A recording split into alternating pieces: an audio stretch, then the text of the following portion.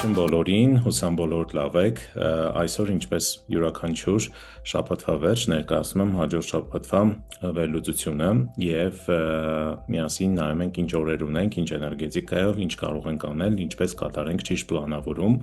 ամենակարևորը, որպեսզի մեր գործերը ընթանան ավելի հաջող, ավելի փափուկ և մենք ավելի արագ հասնենք մեր ցանկալի արդյունքին։ Եվ մի հիշեցում եմ ուզում անել, եթե մինչ այժմ չեք նայել Feng Shui-ի հետ կապված master class-ը 2 օրվա, ձայնագրությունները արդեն կան YouTube-յան ալիքում, անպայման մտեք նայեք, շատ հետաքրքիր ինֆորմացիայով եմ կիսվում, նաև խոսում եմ հարստության սեկտորի ակտիվացման մասին բնակարանում, որը կարծում եմ ևս շատ օգտակար կլինի բոլորին կիրառելու և արդյունքներ ստանալու համար։ Հիմա եկեք կիսվեմ ես իմ պրեզենտացիայով և սկսենք։ Այսօր մենք նայում ենք հաջորդ շաբաթվա, ավելի կոնկրետ օգոստոսի 17-ից մինչև 23 ընկած ժամանակահատվածը, մինչև առաջ անցնելը։ Միշտ հիշեցնում եմ, եթե մինչ այժմ չգիտեք, թե որն է ձեր անհատական էլեմենտը, որ կենդանակերպի տարում եք ծնվել, ապա սկան ենք անում այս QR կոդը, դրանից հետո կբացվի բազիկ քարտի հաշվիչը, լրացնում ենք ծննդյան տվյալները, սեղմում հաշվել, որից հետո արդեն կունենանք մեր անհատական բազիկ քարտը։ Օրվա սյան վերևի հատվածում այստեղ նայում ենք կտեսնեք ձեր անհատական էլեմենտը և տարվասյան ներքևի հատվածում կտեսնեք ձեր կենդանակերպի նշանը։ Այս երկու պարամետրերը կարևոր է իմանալ, որպեսզի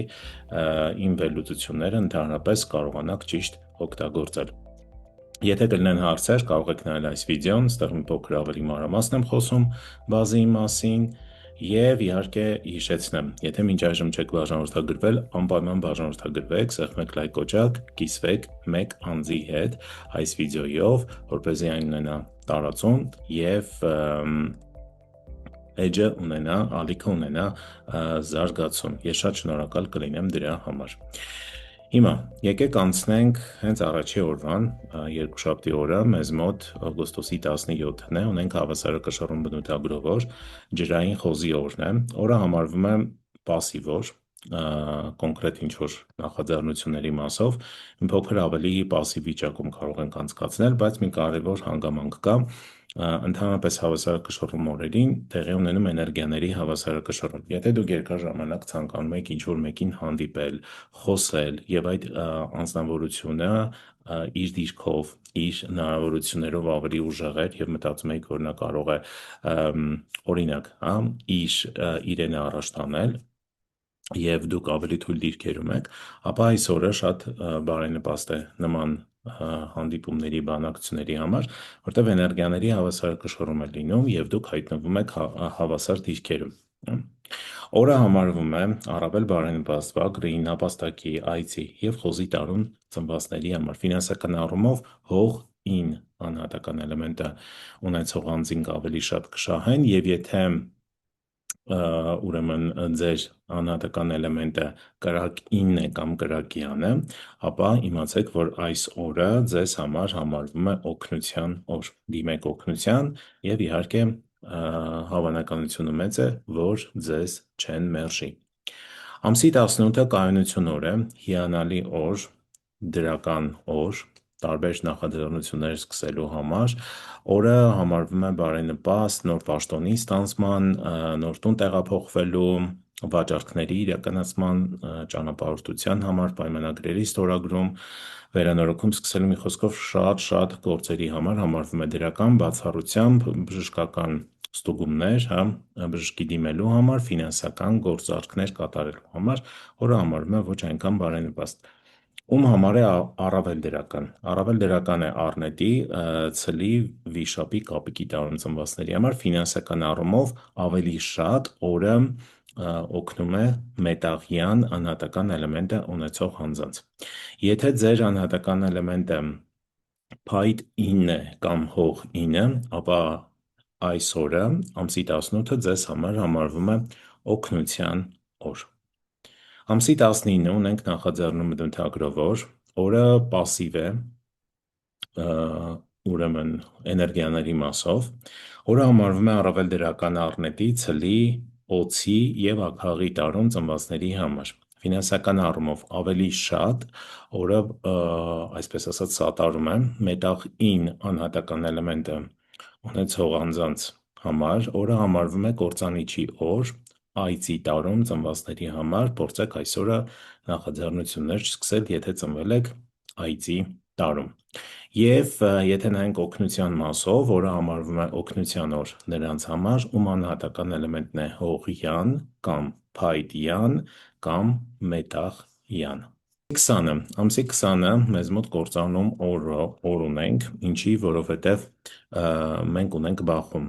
օրվա և ամսվա էներգիաների բախում, սա ամսվա կործանիչի օրն է, օրը համարվում է մաքսիմալ բացասական օր և ցանկալի չէ օրվա ընթացքում սկսել որևէ նոր նախաձեռնություններ, հատկապես երկարաժամկետ նախաձեռնություններ խոր կտամ տեղափոխել մեկ այլ օր։ Ամսի 21-ը մեզ մոտ վտանգ բնութագրով օր ունենք, օրը համարվում է դրական հատկապես ճանապարհորդության, վաճառքների, պայմանագրերի ստորագրման, նոր տուն տեղափոխվելու, ամուսնության, նոր պաշտոն ստանձնելու համար, համարվում է բացասական ուրեմն վերանորոգում սկսելու համար, քանդման աշխատանքներ կատարելու և բժշկական օգնություն փնտրելու համար։ Սովորաբար մարդիկ վտանգ բնութագրով օրերից մի փոքր վախենում են, բայց ասեմ, որ վտանգ օրերը դրանք իրենց մեջ պարունակում են մեծ հնարավորություն, իհարկե եթե դուք պատրաստ եք դիմել ռիսկի և կատարել գործողություն։ Օրը համարվում է օգնության օր նրանց համար, ում անհատական էլեմենտն է ջուր յան կամ ջուր ինь։ Ֆինանսական առումով ջուր ինь անհատական էլեմենտը ունեցող անձին կշահեն, օրը համարվում է առավել դրական նապաստակի, այծի, շան և խոզի տարում ծնվածների համար։ Ամսի 22-ը մեզ մոտ հաջողություն բնութագրով օր ունենք և մեզ մոտ հողեղեն վիշապի օրն է, օրը դրական օր է, արդեն անունը հուշում է, ունենք դրական օր, կարող ենք իրականացնել տարբեր նախաձեռնություններ, առավել դրական է օրը առնետի, վիշապի, կապիկի և աքաղի տարում ծնվածների համար։ Օրը հաջողություն բնութագրիչ ունի, բայց օրը համարվում է կործանիչի օր բոլոր նրանց համար, ովքեր ծնվել են շան տարում։ Ֆինանսական առումով փայտյան անհատական էլեմենտ ունեցող անձինք ավելի շատ կշահեն օրվա ընթացքում։ Ամսի 23 մեզ մոտ ստացում բնութագրով օր ունենք, հողեղեն օձի օրն է, օրը համարվում է շատ դրական օր, գրեթե բոլոր տեսակի նախաձեռնությունների համար, բացառությամբ ճանապարհորդություն և բժշկական ինչ-որ